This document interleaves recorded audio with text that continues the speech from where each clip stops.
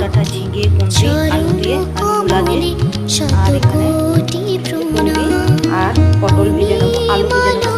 তো এখন এগুলো আমি একটু মিশিয়ে নিই।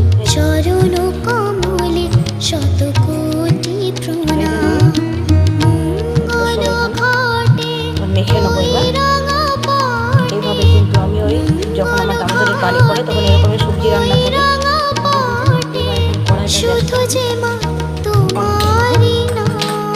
করে নিয়ে পরে আমি এবার বেশি করে একটা তেল দিয়ে দেবো।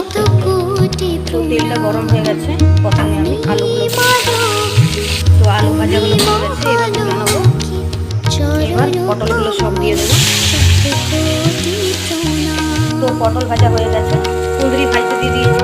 তো হয়ে গেছে আমার কুঁদরি ভাজা। এই ছিল আজকের মেনু। ভালো লাগলে একটি লাইক করতে